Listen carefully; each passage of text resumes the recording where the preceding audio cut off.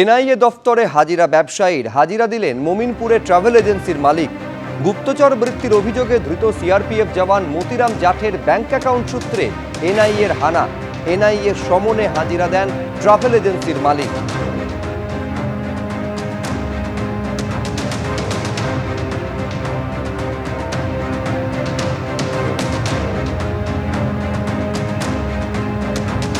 সরাসরি পাকিস্তান থেকে টাকা পাঠানো হয়েছে, পাকিস্তানের হয়ে গুপ্তচর বৃত্তির অভিযোগ এবং তার তদন্ত এনআইএ তরফে করা হচ্ছিল এবং সেই তদন্তে আপনারা জানেন যে গ্রেফতার করা হয় এই গুপ্তচর বৃত্তির অভিযোগে গ্রেফতার করা হয়েছিল সিআরপিএফ এর জওয়ানকে মতিরাম জাট। এবার তার ব্যাংক অ্যাকাউন্টের সূত্র ধরে এই যে ব্যক্তি যিনি ট্রাভেল এজেন্সির মালিক তার সন্ধান পাওয়া যায় এবং তাকে সমন পাঠানো হলে আজকে এনআইএর অফিসে তিনি হাজিরা দিয়েছেন।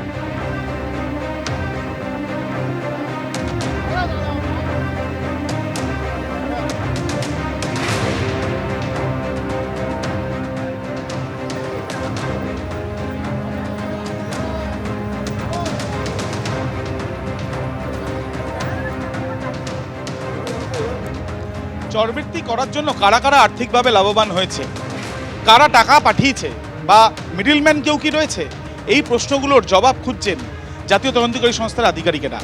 ইতিমধ্যে মোমিনপুরের ট্রাভেল এজেন্সির যে মালিক অর্থাৎ যাকে এর আগেও জিজ্ঞাসাবাদ করা হয়েছিল এবং তার অফিস থেকে ল্যাপটপ মোবাইল ফোন সেগুলো খতিয়ে দেখা হয়েছিল, তাকে আসতে বলা হয়েছে এনআইএ অফিসে। ইতিমধ্যে তাকে জিজ্ঞাসাবাদের প্রক্রিয়াও এনআইএ তরফ থেকে করা হচ্ছে।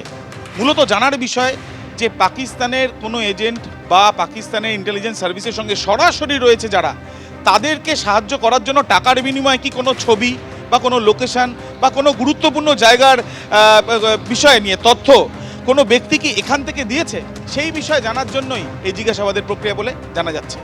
ক্যামেরা তরুণ কুমার বিশ্বাসের সাথে আবিদ দত্ত, এবিপি আনন্দ, কলকাতা। ডিজিটাল অ্যারেস্ট এবং তার দুবাই যোগ মামলায় চার্জশিট জমা দিল এনফোর্সমেন্ট ডিরেক্টরেট। এই চার্জশিটে যোগেশ দুয়া, চিরাগ কাপুর সহ 13 জনের নাম রয়েছে। আদিত্য দুয়া নামে এক ব্যক্তিকে পলাতক দেখানো হয়েছে চার্জশিটে। যে পরিমাণ প্রতারণার অঙ্ক উল্লেখ করা হয়েছে চার্জশিটে সেটা বিপুল। 1,500 কোটি টাকার প্রতারণা হয়েছে বলে চার্জশিটে দাবি করা হয়েছে। এখন এই কি রয়েছে আরো বিস্তারিতভাবে আমরা জানবো চার্জশিট সম্পর্কে। প্রকাশ সিনহা আমাদের প্রতিনিধি সেটা বলতে পারবেন। প্রকাশ।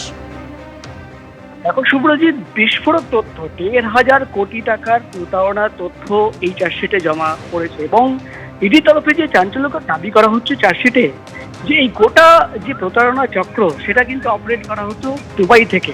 এবং তুমি জানো আগেই আমরা ইডি সূত্র মারফত খবর পেয়েছিলাম যে দুবাইয়ে বসে কলকাতার সিম কার্ড দুবাই পাঠানো হতো, ইন্টারন্যাশনাল রোমিং অ্যাক্টিভ করা হতো এবং সেই সিম কার্ড দিয়েই এখানে কিন্তু প্রতারণা চক্র চালানো হতো।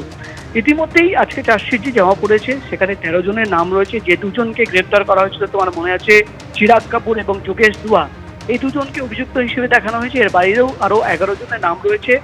আরো একজন ব্যক্তি আদিত্য দুয়া, সে কিন্তু দুবাইয়ে পালিয়ে রয়েছে এবং তাকে পলাতক হিসেবে এখানে দেখানো হয়েছে।